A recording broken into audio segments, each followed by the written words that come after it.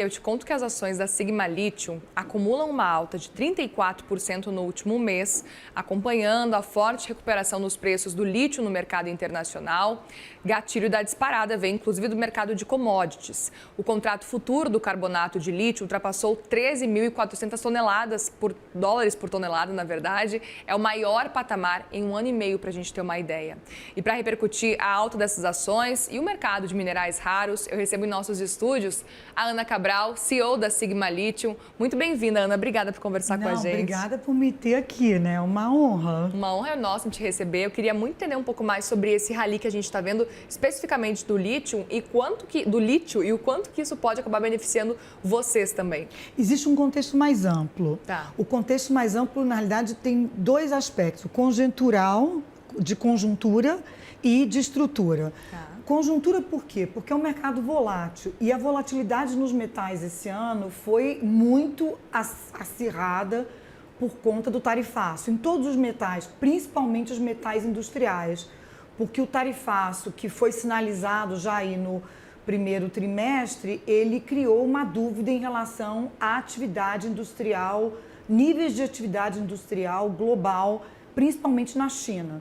Então, você teve o lítio, níquel, cobre, basicamente todos os metais industriais entrando aí numa volatilidade, na gangorra do tarifaço. Então, essa conjuntura é mais fácil de explicar. E essa conjuntura agora, ela desaparece, ela sai de cena, dando lugar somente à estrutura, quer dizer, ao impulsionador estrutural. E aí que a história fica interessante. Por quê? Porque o estrutural, ele vem inicialmente do elemento carros elétricos, né? Então, o lítio, o níquel e o cobre, que são os três aí, a trinca de materiais de baterias, a primeira arrancada do lítio em particular, isso que é interessante no lítio, né? Diferente tanto do cobre e do níquel, que subiram também, mas percentualmente não tanto, foi na primeira onda de crescimento de carros elétricos. E aí você teve uma volatilidade muito grande nos anos iniciais, de 2020 até 2024. E por quê? Porque o lítio era a criança dessa trinca industrial. O cobre e o níquel eram metais industriais estabelecidos, então os percentuais de crescimento não chamaram tanta atenção. E o lítio, por ser a criança da trinca industrial, é quem estava chegando. O que aconteceu? O choque foi de oferta. Você não tinha lítio suficiente para atender aquele crescimento de demanda. E por que não tinha? Porque é raro? Não, não é raro. O que não havia na época eram empresas não interessadas, mas empresas focadas em entregar os volumes demandados em 2020, 2021, 2022, 2023. Isso foi a primeira impulsão do lítio. E aí o lítio deixa de ser criança e passa a ser adolescente, né? E com essa transformação, você tem um período que a gente chama de sobrevivência, né? Onde sobreviveram as empresas resilientes, ou seja, o preço despenca, porque você passa a ter um volume de oferta que agora ele é superior à demanda, porque nos níveis de crescimento de demanda, os preços foram muito na frente, a oferta acompanhou e você tem em 23, 24 uma queda enorme do preço, 80% de queda. E aí entrou a fase de adolescência, quer dizer, é a sobrevivência dos mais resilientes. E aí entram as empresas que estão hoje produzindo e prosperando, como a Sigma e várias outras no mundo. Ou seja, nós sobrevivemos um período muito difícil de subida, né, de preço acelerada, queda também acelerada. E o que é resiliência? É você conseguir entregar o produto a um preço atual, né? E gerando uma margem adequada. Então, essas duas vertentes, a conjuntural e a estrutural, são muito importantes para entender a dinâmica do lítio, né? Não, é até interessante porque a percepção que a gente tem é que o mercado está precificando um novo ciclo do lítio. E eu queria entender se na sua avaliação a gente está diante de um cenário estrutural, realmente, como você fala, ou é uma movimentação prática e pontual, uma necessidade realmente que acontece depois das quedas que aconteceram nos anos anteriores? Não, essa é uma ótima pergunta, porque você está entrando agora num novo ciclo estrutural. Em que sentido? Você tem agora um crescimento de carros elétricos que é o grande impulsionador, que ele é estável, mas ele é estável em duplo dígito. ou seja, ele continua crescendo 12%, 13% ao ano. Esse ano é previsto terminar com 19 milhões de carros elétricos no mundo, que é um número enorme. Lembrando que em 2019 você tinha 2 milhões, né? Bom, pausa. Agora você tem o advento do armazenamento de energia renovável. Por quê? Por conta desse crescimento enorme de banco que chama de data centers, né? Tá. De servidores para atender a demanda por capacidade de computação da inteligência artificial. Então é interessante porque baterias, da mesma forma que eram uma proxy de carro elétrico, passaram a ser uma proxy de inteligência artificial. Essa necessidade enorme de capacidade de computação que a inteligência artificial traz, cria a necessidade de construção de data centers muito aceleradamente. E em lugares, por conta das big techs, que tenham energia renovável. Só que a energia renovável no hemisfério norte, ela tem a intermitência e precisa de um banco de armazenamento de energia, uma bateria para armazenamento de energia. Tá. Então, essa dinâmica, inteligência artificial, data center, crescimento de baterias, ela entra de novo com muita força, percentualmente alta, mas ainda números pequenos, né? Mas foi a grande surpresa desse ano.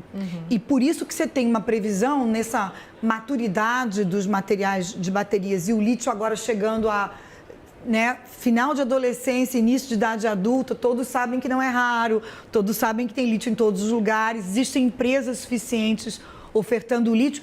Duas questões, o preço tem que ser baixo, então você tem que conseguir sobreviver, ter margens, entregando um produto nesses níveis de preço, né?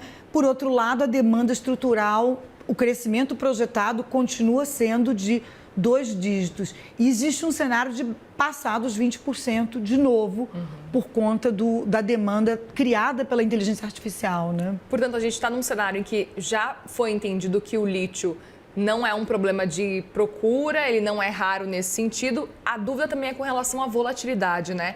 Qual que é o valor mínimo do lítio para a Sigma operar no break-even nesse caso? Então, a Sigma está numa posição muito confortável. Nós somos o 3º menor custo mundial. Então, o nosso break-even é muito baixo. Ele está aí $590, incluindo tudo, incluindo todos os dólares gastos, incluindo juros e custo administrativo. O preço que a gente entrega no porto do cliente na Ásia é $450, né? Então, assim, nós somos o 3º menor custo do mundo. Então, o ponto não somos nós, quer dizer, Sigma e 2 outras conseguimos atender aí ao quê? A total 1/3 da demanda mundial hoje, menos até, né? A questão passa a ser o quê? E os outros 2/3, da onde vão vir? E é por isso que os preços começam a mostrar uma recuperação estrutural. Estrutural por quê? Porque agora a demanda e a oferta estão em equilíbrio. Esse é o ponto-chave. Todos aqueles estoques construídos na fase de preço subindo, faltava produto, você estoca e você cria aquela espiral de aumento de preço, que é que nem espiral inflacionária, né? Sim. Mais aumento de preço, mais espiral inflacionária.